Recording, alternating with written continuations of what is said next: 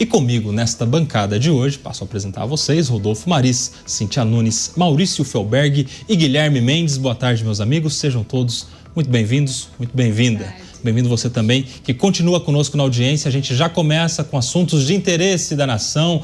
O presidente Lula assinou hoje o projeto de lei que amplia a faixa de isenção do imposto de renda para trabalhadores que ganham até R$5 mil por mês. A medida faz parte de uma promessa de campanha de Lula e pode beneficiar cerca de 30 milhões de brasileiros. O objetivo do governo é reduzir a carga tributária para trabalhadores de menor renda e aumentar o poder de compra da população. Durante o evento de anúncio da proposta, Lula afirmou que o governo não vai aumentar um centavo na carga tributária. A gente vai acompanhar agora. Esse é um projeto neutro. Esse projeto não vai aumentar um centavo na carga tributária da União. Isso é importante vocês acreditarem, que não vai aumentar um centavo na carga tributária. O que nós estamos fazendo é apenas uma reparação.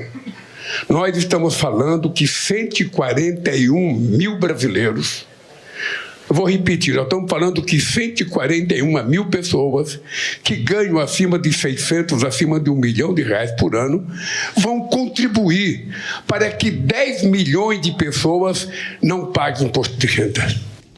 Tá aí a fala do presidente Lula. Cíntia Nunes, quero começar com você. E o que chama atenção é essa frase: isso não vai aumentar um centavo na carga tributária. A pergunta que fica é, tá bom, e já que não vai arrecadar desses 30 milhões de brasileiros, vai tirar de onde o dinheiro para honrar o orçamento, honrar as despesas públicas, que já são muito altas? E aí, Cíntia, fecha essa conta pra gente aí. Quem dera fosse capaz, né? Bom, primeiro, boa tarde, Nelson, boa tarde os meus colegas, eu muito bem acompanhada aqui por esses homens maravilhosos, com essa audiência incrível. Realmente, fechar essa conta é muito difícil. No interior, sabe, Coba, de onde eu venho, a gente diz que do couro sai a correia, né? Então, é pouco provável que não haja, até porque nos próprios anúncios do governo já tivemos aí a notícia de que haverá tributação sobre dividendos que antes eram isentos. Então, não está muito condizente essa fala do presidente dizendo que nada vai aumentar. Primeiro, eu quero dizer que acho salutar, e há muito tempo se fala da diminuição da carga tributária de imposto de renda. Mas talvez a isenção não seja exatamente a melhor medida, né? A gente precisaria ter faixas mais fragmentadas, de tal forma que a gente onerasse menos o contribuinte, porque 27,5% mais 3 ali, 2,5%, a gente está na faixa do confisco, é muita coisa. Então, nós temos realmente uma carga tributária muito grande, mas ao tirarmos isso, nós não temos orçamento que vá cobrir esse buraco. Então, não acredito honestamente que outros setores, como o próprio governo já anunciou, não deixem de ser taxados. O que pode estourar essa corrente em outro lado, né? Porque se investimentos começarem a ser taxados, coisas que antes eram isentas, a gente vai provavelmente ter uma perda de investimentos, de outras rendas. Então, não sou economista para saber exatamente onde e como isso vai reverter, mas que honestamente não acredito que esse buraco vai ficar absorvido pelo governo, infelizmente não acredito. Guilherme Mendes, vou com você, meu amigo, porque ontem o ministro da Fazenda, Fernando Haddad, ali num quebra-queixo, né, numa chegada ou numa saída desses eventos oficiais, ele respondeu a alguns jornalistas sobre o impacto que isso geraria na economia, e a resposta dele foi de que isso poderia gerar um impacto de 27 bilhões para os cofres públicos. Como é que explica não aumentar nem um centavo na carga tributária e continuando gastando esses 27 bilhões? Como é que o governo vai fazer? Vai deixar de gastar? Vai ter corte de gastos efetivo, de verdade, para equilibrar esta não arrecadação? Guilherme Mendes, boa tarde, bem-vindo, meu amigo. Bom, boa tarde, Kobayashi, você de casa, aos amigos aqui de bancada. Isso que o presidente Lula falou é parcialmente verdade, né? Porque no fundo vai haver sim o aumento da carga tributária para esse segmento das 141 mil pessoas que recebem dividendos e que hoje não são tributados.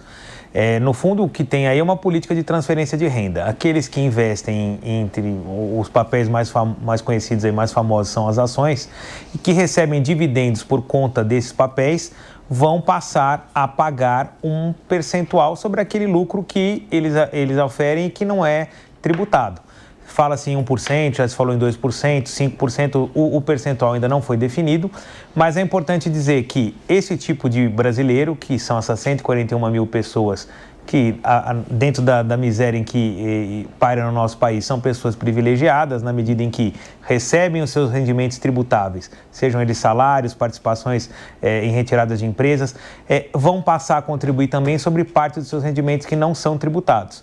Então, para pagar essa conta, Nelsinho, respondendo a sua questão, acho que sim, o governo, de um lado, vai ter que apertar um pouquinho o cinto e fazer sobrar alguns bilhões para somar esses 127, né, que foi o que você disse, e de outro lado vai tirar também uma parcela dessa população que vai passar a pagar tributo sobre os dividendos que elas vêm recebendo e não pagam.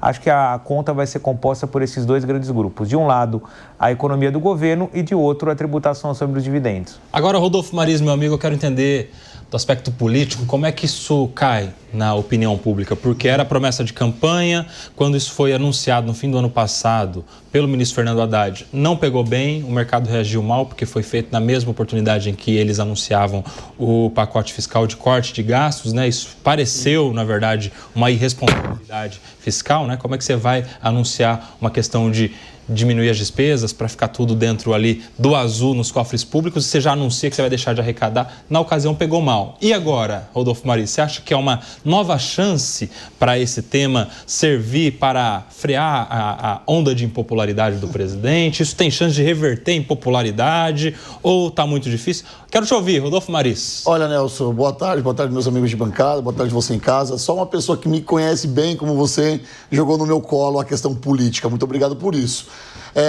De fato, vem em um momento muito pertinente essa isenção do imposto de renda para o Lula, tendo em vista que no seu berço eleitoral ali na Paraíba, né, Norte e Nordeste, a popularidade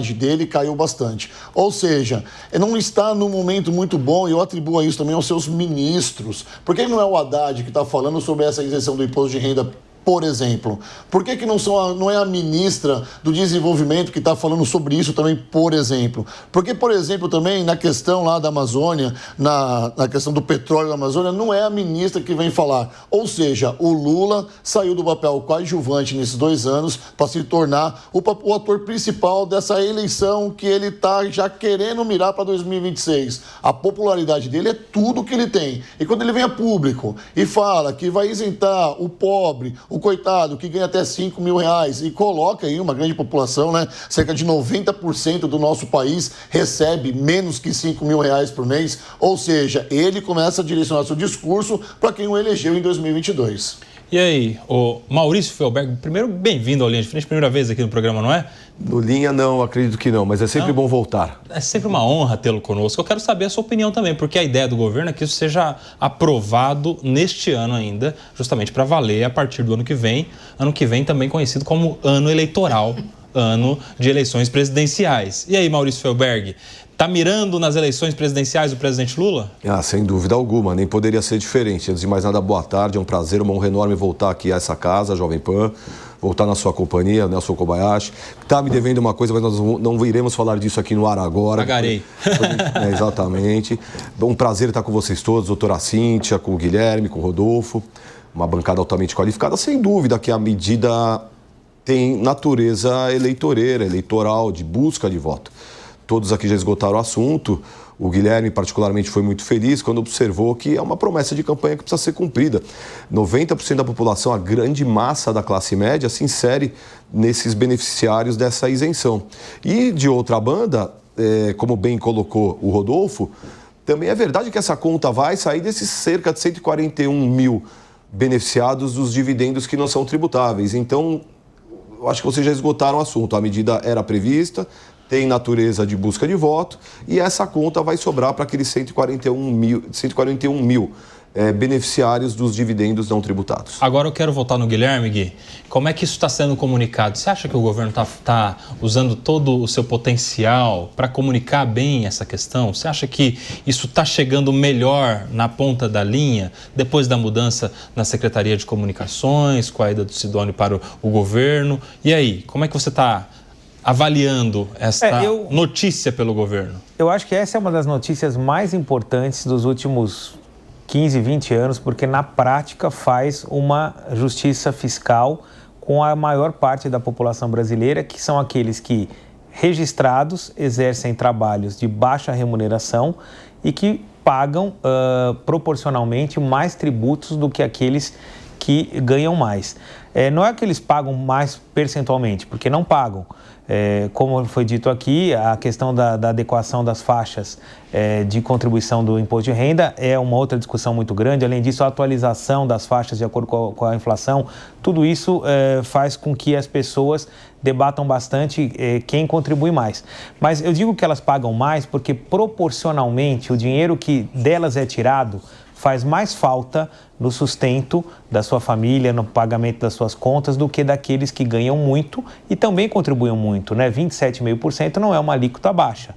Só que para quem ganha 100 mil reais, 150 mil reais, 200 mil reais, você retirar ali essa parcela grande, isso não impacta diretamente, no meu entender, na vida, no sustento da sua família. Você não vai deixar de comprar um produto de higiene pessoal, nem de comprar carne, nem de comprar uma roupa, porque você vai pagar mais 3, 4 ou 5 mil reais de imposto. Agora, para aquele que ganha 2.500, 3 mil reais, você tirar 200, 300 reais da sua renda, isso faz uma diferença direta na vida dessas famílias. Então, assim, se aprovada a medida, essa vai ser, sem dúvida, a maior revolução de distribuição de renda da história recente do país. Agora, respondendo a sua questão, Nelson, acho que o governo tem tido muito cuidado e muito dedo para tratar das questões tributárias depois daquele escândalo com o vídeo de fake news que disse que o PIX seria taxado, e isso teve uma reverberação muito negativa para o governo. Qual vídeo de fake news que disse que o PIX seria taxado? Não, disse que o PIX não seria taxado, dando a entender que todas as outras situações que se disse não seria. É aquela história, né? A fake news não é mentira, às vezes é contar a verdade de uma forma deslocada, né? Não falou em momento algum que seria taxado. Não, mas é aquele tal negócio, Rodolfo, eu não vou te bater, mas eu bati no seu pai, na sua mãe, na sua filha, na sua irmã, mas eu estou te dizendo, eu não vou te bater. Primeiro que eu não bateria porque você é muito maior que eu vou apanhar. Só que há formas